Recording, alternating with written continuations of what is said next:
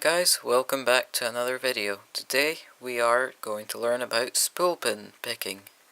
So again and again and again I've seen lock manufacturers writing on their packaging and on their websites saying that their locks have got so much or so many anti-pick pins in them, or security pins. And I'm sure many of you have probably also seen these supposed anti-pick pins. But what are these pins? Do they make a lock unpickable? Are they really secure? What are they? Well, the most common type of security pin is called a spool pin. And we might remember that in a normal lock we have the key pin and the driver pin. And in most locks, the driver pin is a standard cylinder or piece of brass rod like this. However, that standard pin will just glide into place when picked. So lock manufacturers have designed this new pin called a spool pin. Let me just pick this up with a pair of tweezers.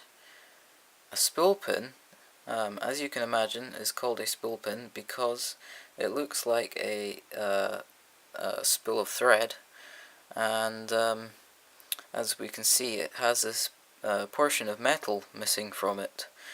And what happens is, when you go to pick a spool pin, what happens is the pin basically jams halfway, and it makes it a little bit harder to pick locks, but it can be bypassed. There is a way of picking these pins, which I'm going to talk about in this video.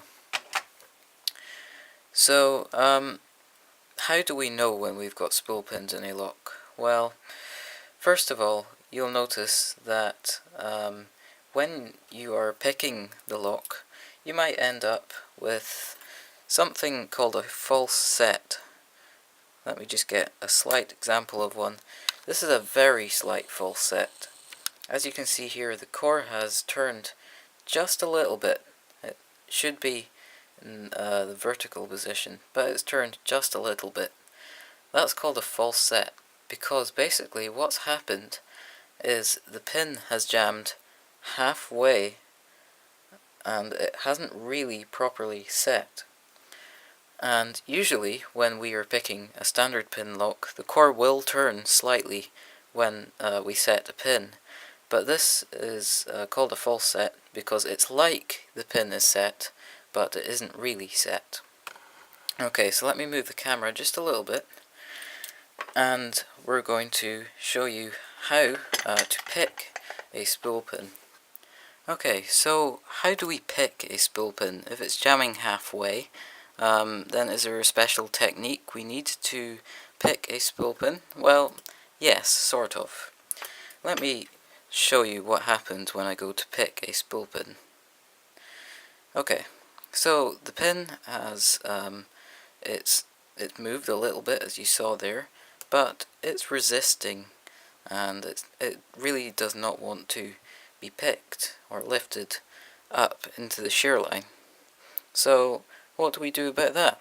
Well, what we need to do is we need to, first of all, if we have a multi-pin lock, we need to detect the pin that is binding.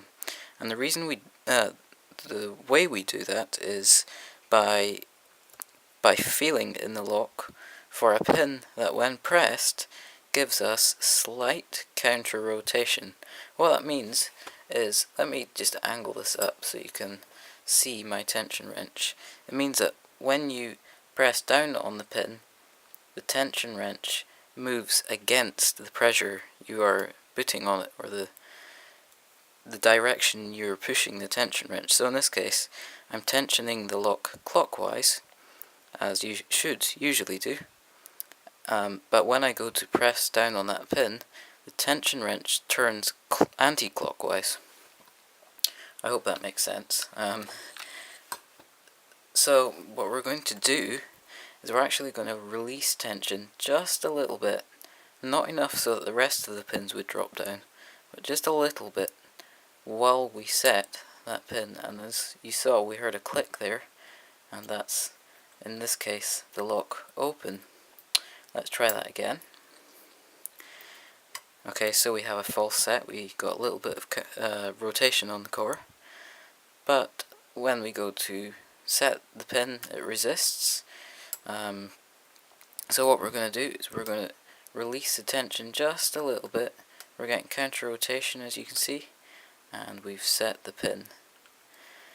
Now what will happen is if you don't release the tension a little bit, the pin will remain caught in that little groove cut in it.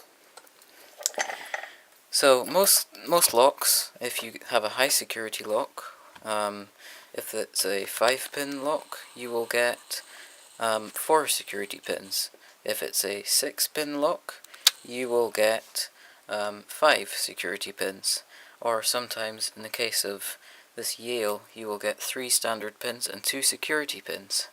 So you really don't know how many security pins are going to be in a lock. But usually they will not put a spool pin in every chamber of the lock. The reason being that there will be a lot of slop in the core and the lock would wear down a lot faster. Okay, so now we're going to pick a normal lock with spool pins in it. This is the master lock number 140, one of the most popular master locks available on the market.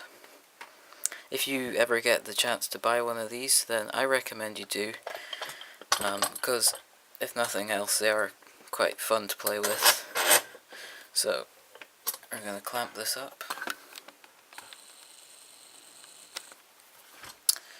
and we're going to pick this. Let me grab a tension wrench. This lock contains security pins. What I've discovered with this is if you put the pick right to the back of the lock, it's usually enough to lift the pins to the right height and give me a false set.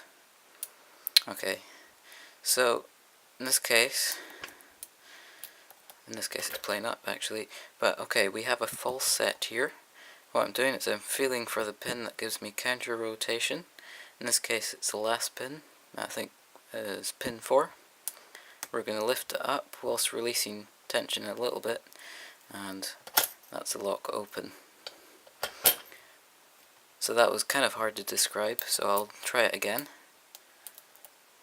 We'll get it into a false set like that, and lift up on the pin that gives me counter rotation whilst releasing tension a little bit. You don't need to release it too much on this particular lock. And that's the lock open. Sometimes if you have very deep spool pins, very rarely are commercial spool pins very deep, but in the case that you do have a very deep spool pin, you might need to physically take the tension off and basically physically rotate the tension wrench in the opposite direction. But again, make sure that you don't turn it too much, because if you do, the pins will drop down. Okay, so that's my guide to spool pin picking. I really hope this is a help to somebody, because I know spool pins are very common things. They're getting more common nowadays, and I have a couple of them here if you just want to see them again. You get different sizes, as I said. Some of them have got more material cut out of them than others. But that is how to pick the most common type of anti-pick pin, the spool pin. Okay, as I said, I hope this helps somebody. If you do like my videos, then please check out some of my other videos. I hope to do some more beginner guides. As you might notice, I've done a little bit of a series. The first one, choosing a beginner pick set. The second one on picking the lock. And this is, I think, the third one where I teach you how to pick spool pins. Anyway, thank you very much for watching. And if you have any questions, then please do leave them below, or send me an email, hobbypicker@gmail.com. Anyway, thank you very much for watching, and I'll see you in my next video.